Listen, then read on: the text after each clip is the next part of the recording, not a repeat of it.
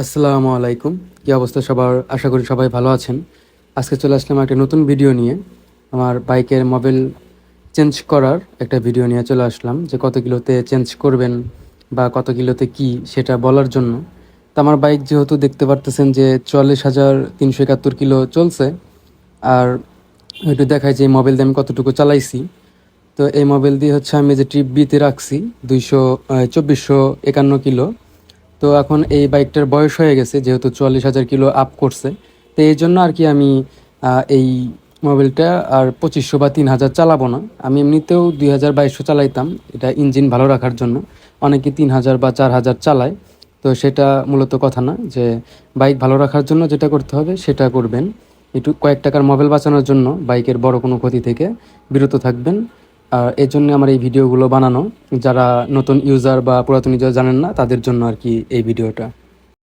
আর এই বাইকটা এরকম চলার একটাই কারণ, মেইনটেনেন্স। আর এখন চলে যাই একটু মোবাইলে। এই মোবাইলটা আমি আর কি ব্যবহার করব, মতুলের 7100 10W40 যে মোবাইলটা, এটা আচ্ছা রয়্যালের। তো এটা আগে আপনাদের দেখাচ্ছি, বা আমি এখন এই মোবাইলটা ইনস্টল করব। বাইকের মোবাইলটা কিন্তু অত্যন্ত প্রয়োজনীয়, যে কারণে যে আমি ওর মোবাইলটা চেঞ্জ করে দিচ্ছি। এটা একটা বাইকের ব্লাড।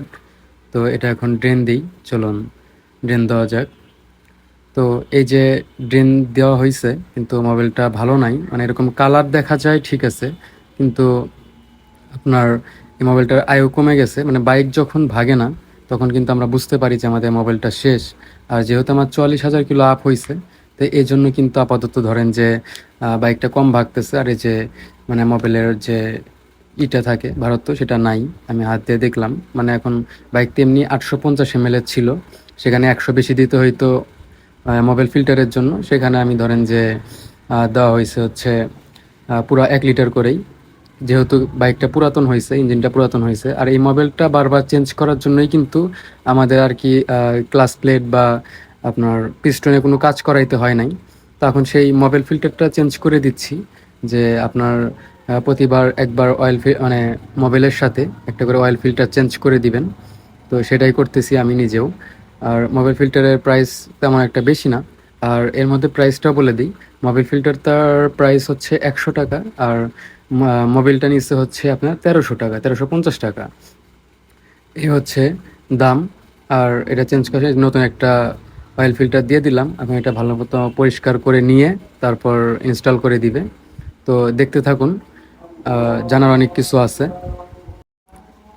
আর মোবাইল ফিল্টারটা এখন খোলা হচ্ছে।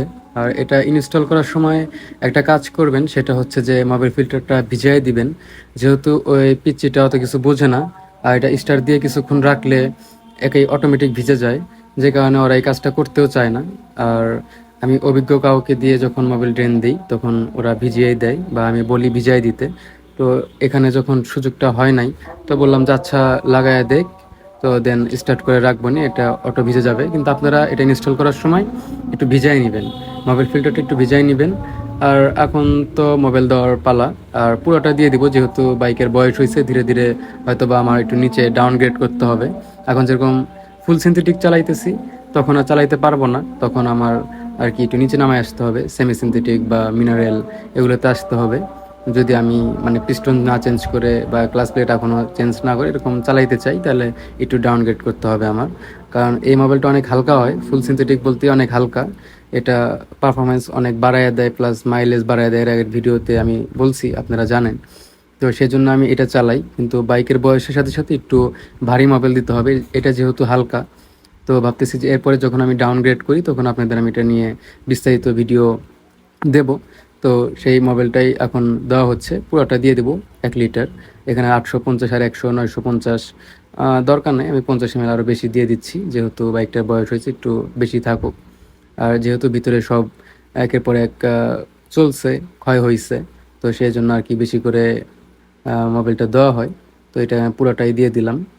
আর এটা করতে হয় একটু বাইক পুরানোর সাথে, মানে বেশি দিন বাইক চালালে যে এক্সপিরিয়েন্সটা হয়, সেখান থেকে শেয়ার করলাম আপনাদের সাথে।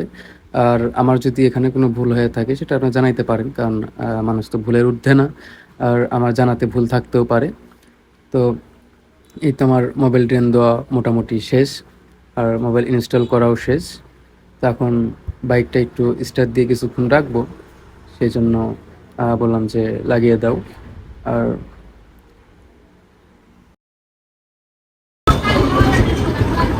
মোবাইল ড্রেন দেওয়া শেষ, এখন একটু স্টার্ট দিয়ে রাখছি 1 মিনিটের জন্য।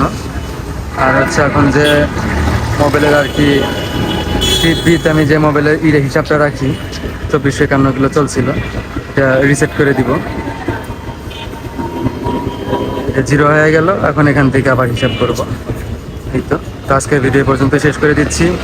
দেখা হচ্ছে পরবর্তী কোনো ভিডিওতে। সে পর্যন্ত সবাই ভালো থাকবেন, সুস্থ থাকবেন। আল্লাহ হাফেজ।